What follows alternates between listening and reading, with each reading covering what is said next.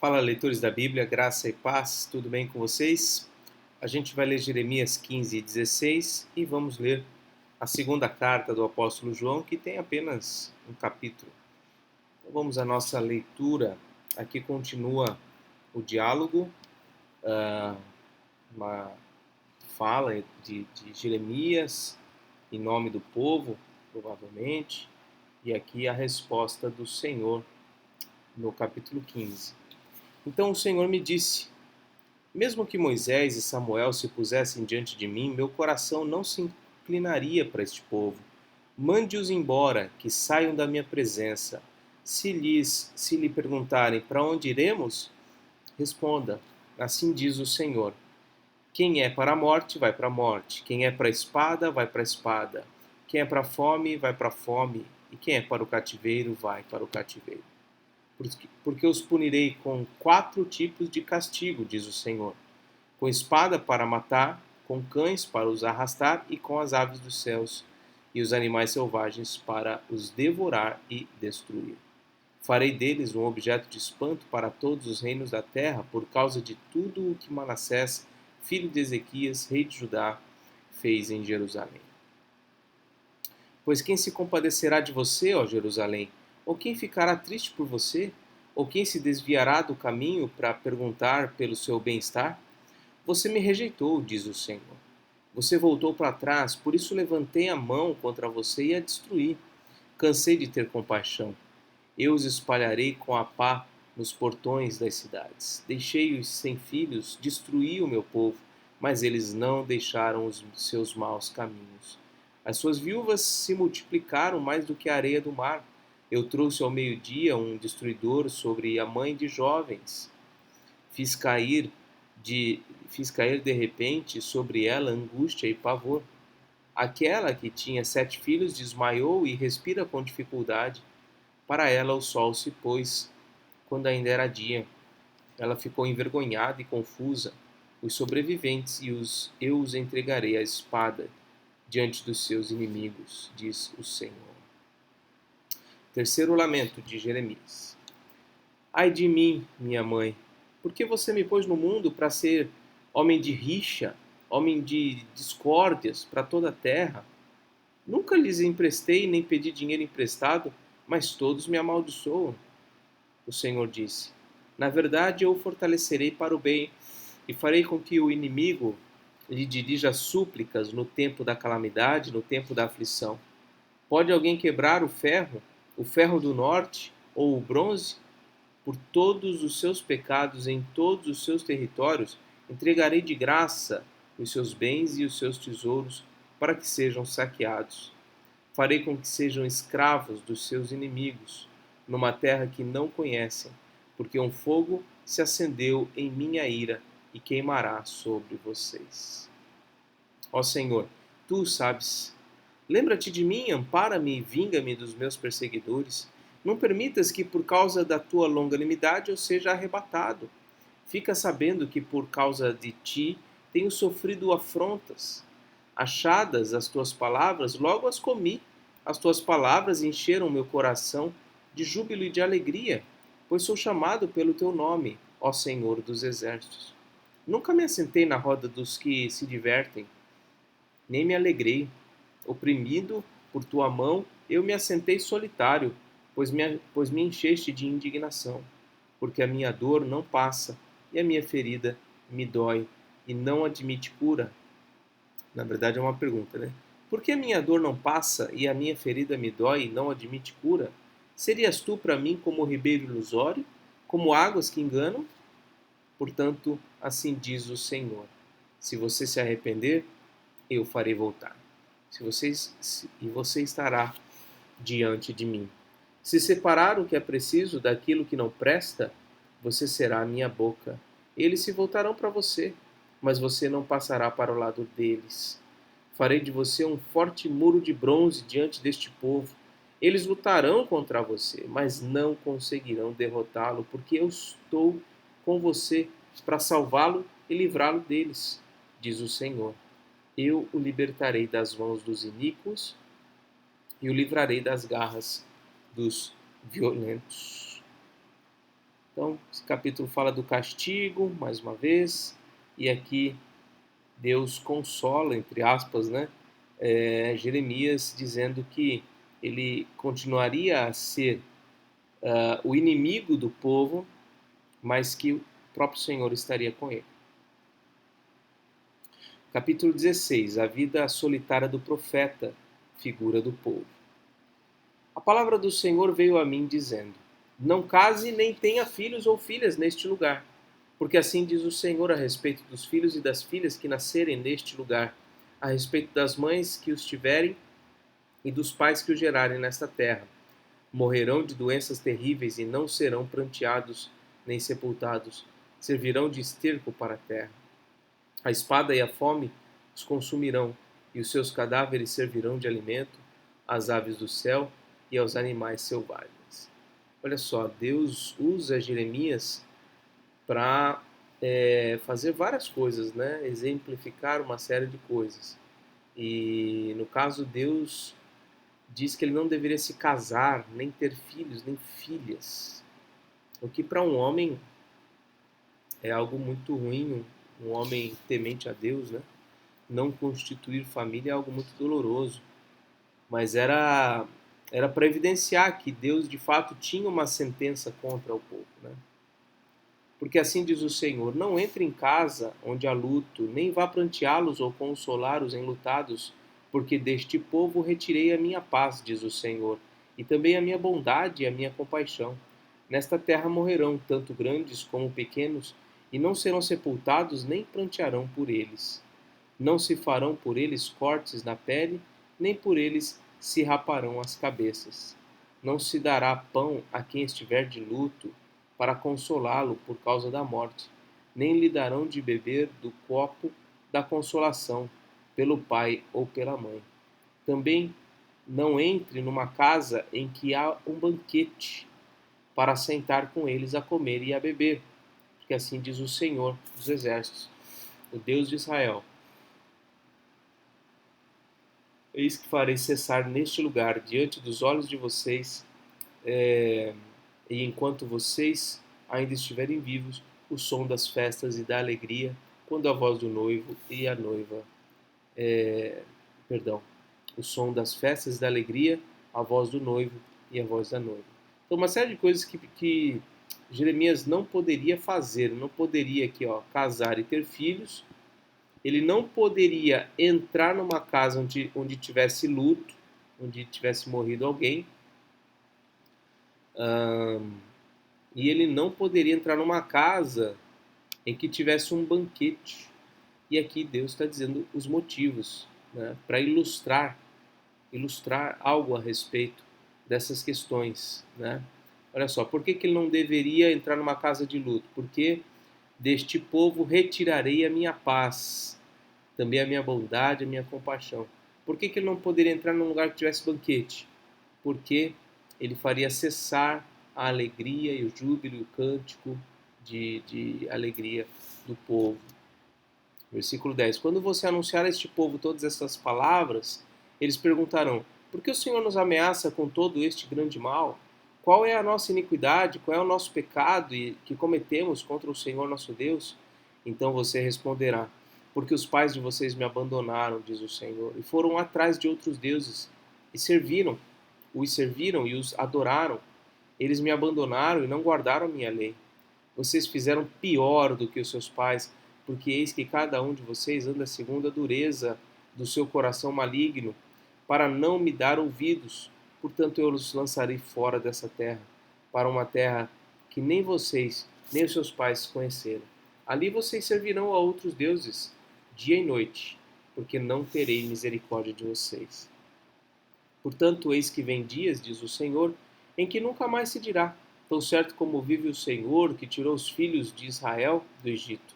Pelo contrário, se dirá: Tão certo como vive o Senhor, que tirou os filhos de Israel da terra do norte e de todas as terras para onde tinha dispersado, pois eu os farei voltar para a sua terra, que dei aos seus pais.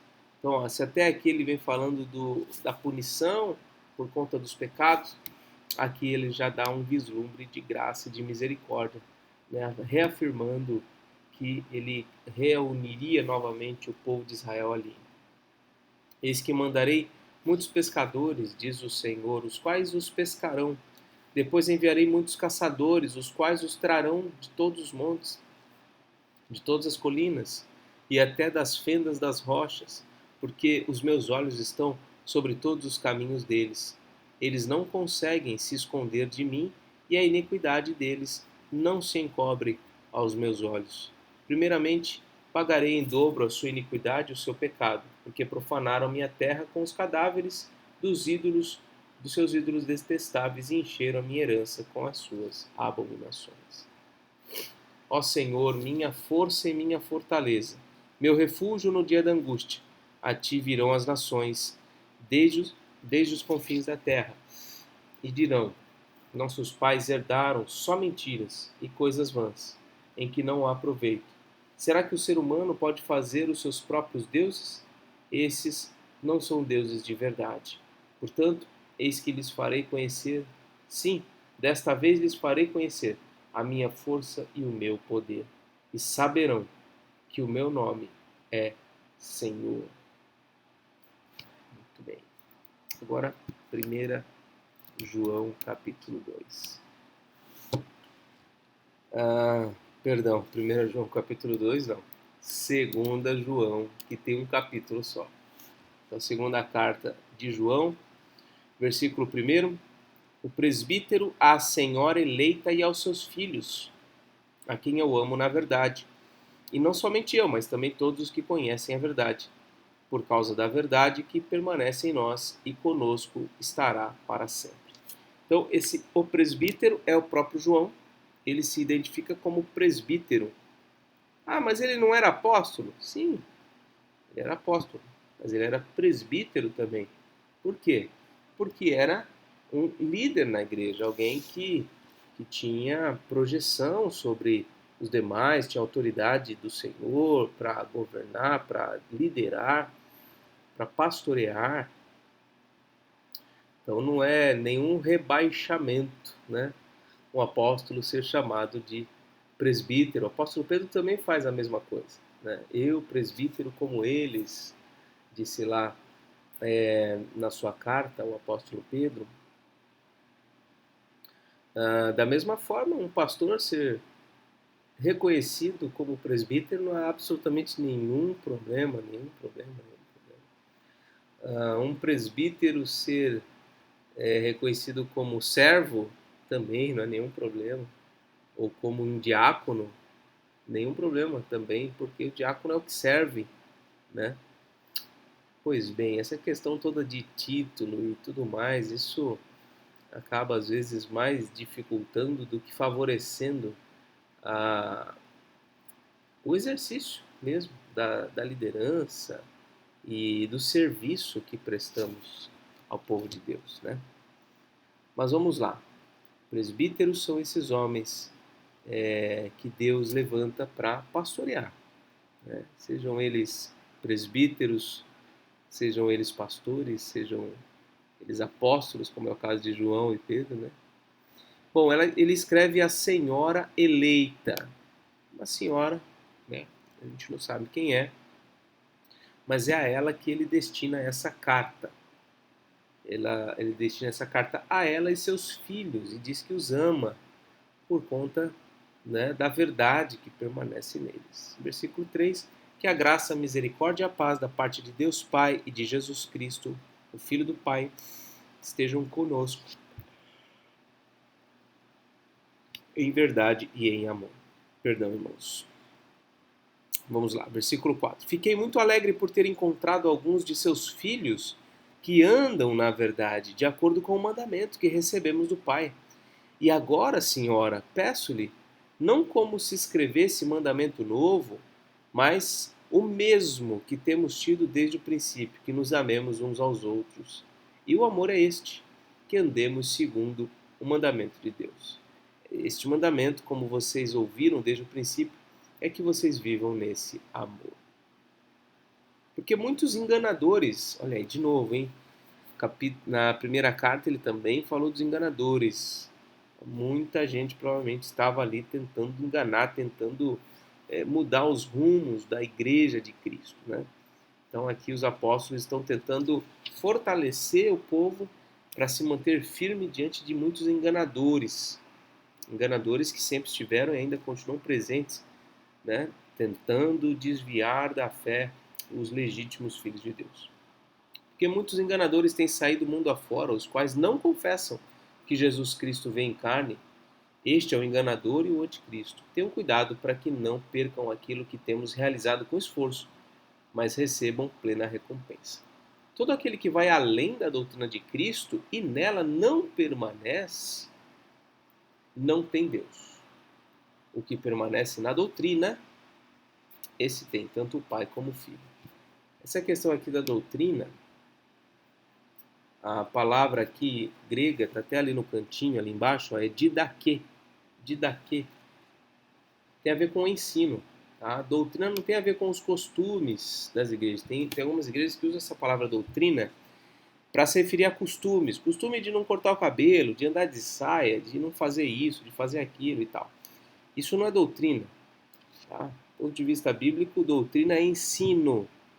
O que João está dizendo aqui é que todo aquele que vai além daquilo que é ensinado sobre Jesus Cristo e não persevera naquilo que é ensinado sobre Jesus Cristo, não tem Deus. Ou seja, o conhecimento da doutrina, o conhecimento da verdade a respeito de Cristo, está diretamente vinculado ao conhecimento que nós temos de Deus, a vinculação que nós temos com Deus. Versículo 10. Se alguém for até vocês e não levar essa doutrina, não compartilhar esse ensino, não o recebam em casa, nem lhes deem boas-vindas. E muitas vezes o que a gente vê por aí, de fato, são igrejas e pastores e líderes que pouco ou nada falam a respeito de Jesus Cristo, do Evangelho, da boa notícia de Cristo Jesus, da sua obra em nosso favor.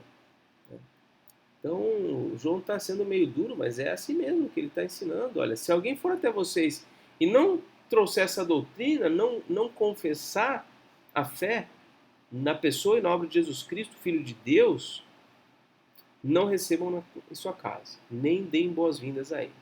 Porque aquele que lhe dá boas-vindas se faz cúmplice das suas obras más.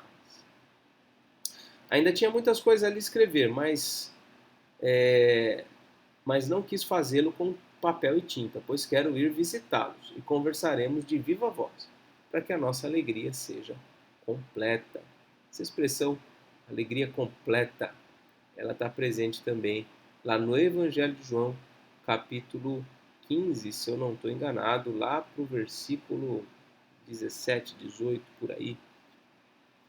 Os filhos da sua irmã eleita mandam saudações. Creio que existam algumas teses, né, a respeito de quem seria essa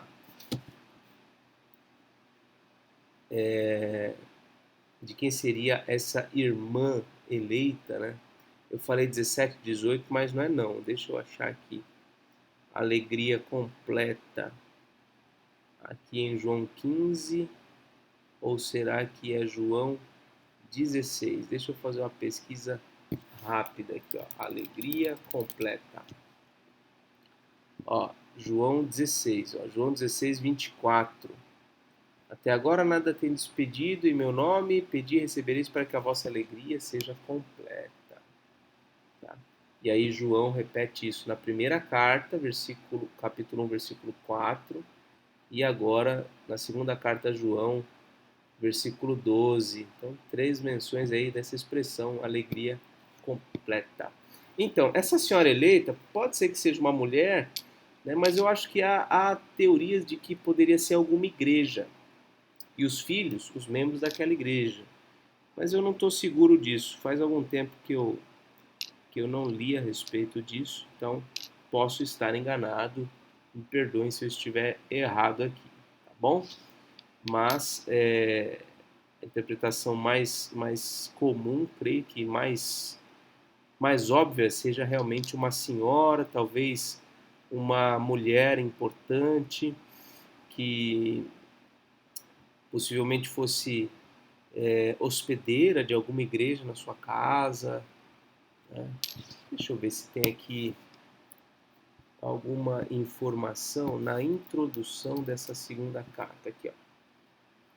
Essa pequena epístola foi escrita por um presbítero, isto é, um dirigente de uma igreja.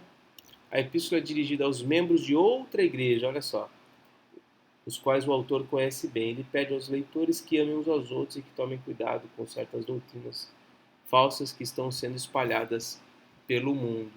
Veja que aqui no caso, essa é uma introdução de uma Bíblia ao meio da revista atualizada, né? Deixa eu ver aqui, se você quiser pular aqui rapidinho, pode pular para a oração direto aqui, mas deixa eu só ver uma coisa.